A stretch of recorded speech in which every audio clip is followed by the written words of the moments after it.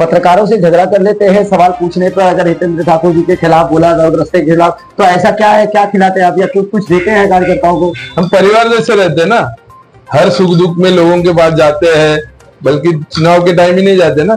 बहुजन विकास आघाड़ी ऐसे हर सुख दुख में लोगों के साथ रहती है, विकास तो करती है।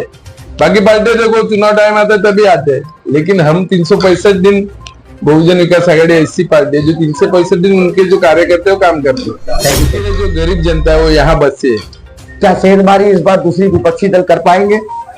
नहीं, विपक्षी दल आएंगे तो वो जातिवाद फैलाएंगे, ये फैलाएंगे। इसके लिए सभी जाति धर्म लोग को पता है कि यहाँ हितेंद्र ठाकुर, अप्पा जी और बहुजन विकास आघाड़ी ही चलेगी।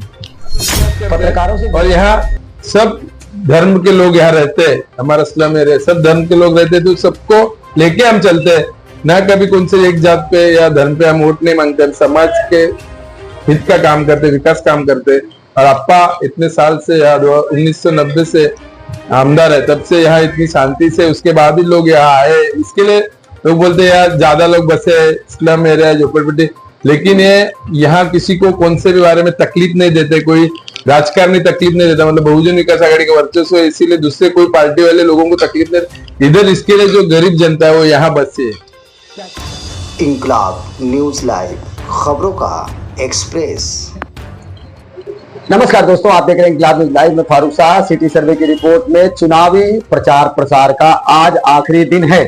शाम 5 बजे के बाद प्रचार प्रसार बंद हो जाएगा और अब किसने कितनी तैयारी की है वो जानना बेहद जरूरी हो जाता है। इस वक्त धानु, बेलार और बसई विरार में सिटी का हर तरफ चर्चा है।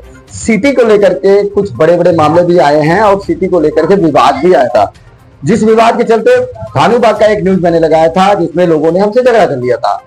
उस प्रभाग के और उस क्षेत्र के कार्यभार संभालते हैं बविया का माननीय श्री पंकज पाटिल साहब, और पंकज पाटिल साहब हमारे साथ में हैं। मैं उनसे ही जानूंगा। सबसे पहले सर जी ये पूछना चाहूंगा, कितनी तैयारी हुई है आपका चुनाव प्रचार में? नमस्कार। चुनाव प्रचार हम लोग 365 दिन काम करते लोगों का, और इसीलिए चुनाव प्रचार में कुछ अलग रणनीति नहीं रहती। खाली इतना है कि अभी जो घर घर जाके जो बहुजन विकास आघाड़ी के माध्यम से काम किए लोकनेता हितेंद्र ठाकुर अप्पा जी के मार्गदर्शन में, यहाँ के जो अभी विद्यमान आमदार है राजेश पाटिल जी, और अभी जो यहाँ के प्रत्याशी है, उन्होंने जो काम किया है लोगों के प्रति, वही हम लोगों को जाके घर घर बताते हैं। मैं एक बात जानना चाहूंगा कि कितने लोग आपके साथ शामिल थे इस प्रचार प्रसार में? मैं चाहूंगा कि जनता जाने, अगर राजेश पाटिल जी वाकई में इधर से बेहतर वोट पाते हैं तो कौन कौन उसमें सहभागी है आपके कार्यकर्ताओं को? कुछ गिने चुने लोगों को जानना चाहूंगा। नहीं, गिने चुने लोगों का नाम नहीं लेता, मैं भी खुद एक कार्यकर्ता हूँ। मेरे साथ कम से कम 200-300 कार्यकर्ते डोर टू डोर जाने को रहते हैं, और एरिया वाइज, पॉकेट वाइज जो हमारे बहुजन विकास आघाड़ी के युवा अध्यक्ष है, उपाध्यक्ष है, वो हर पॉकेट में वो उनकी टीम लेके भी हर जगह डोर टू डोर घूम रहे हैं। किस बिना पे आपने वोट मांगा है कि राजेश पाटिल साहब को वोट दिया जाए? क्या मेन पोजीशन दिखाया है जनता को कि जिसके एवज में जनता उनको वोट दे? क्या दिखाया जाए? पिछले 15 साल से बोईसर में बहुजन विकास आघाड़ी का ही आमदार है और नगर सेवक बहुजन विकास आघाड़ी के रह चुके हैं, तो उन्होंने ऐसे काम किए। मेन तो पानी की समस्या थी, पानी है जिधर जिधर जूनी बस्ती थी उधर रोड, गटर, रोड लाइट की सुविधा, और लोगों की जो दूसरी सुविधा रहती है, हॉस्पिटल या जो महापालिका के दवाखाने हैं उसके, मतलब ये ऐसे मुद्दे जो अपने सभी दवाखाने फ्री में है।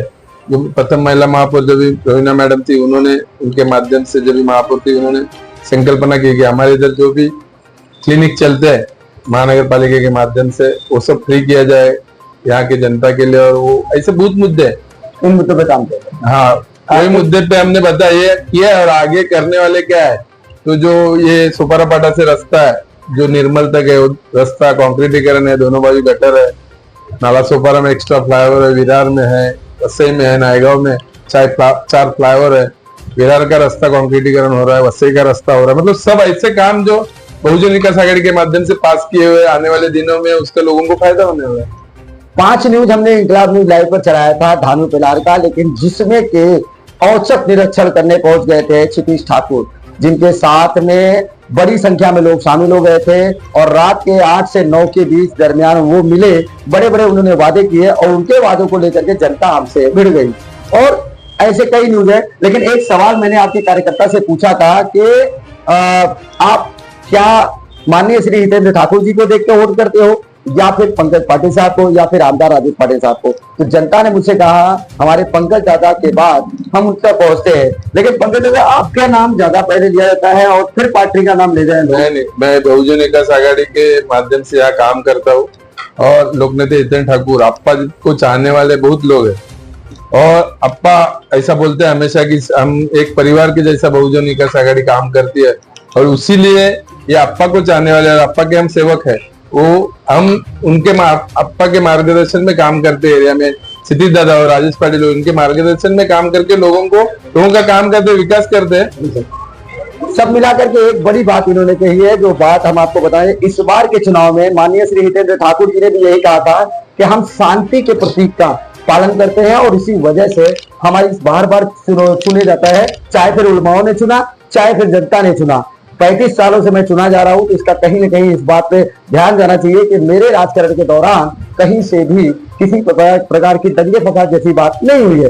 वही पंकज दादा भी हमसे यही बात बोल रहे हैं कि हमारे क्षेत्र में हम एवरीडे जाते हैं, रोजाना मिलते हैं, इसलिए हमें प्रचार प्रसार में कोई दिक्कत नहीं हुई। अब तो आने वाला समय ही बताएगा चुनाव के बाद कि कौन कितना परसेंटेज काम करने के बाद कैसा परिणाम लेकर आया। फिलहाल धानी उपलार से मैं फारूक शाह, कैमरामैन आलिम के साथ, जय हिंद जय भारत।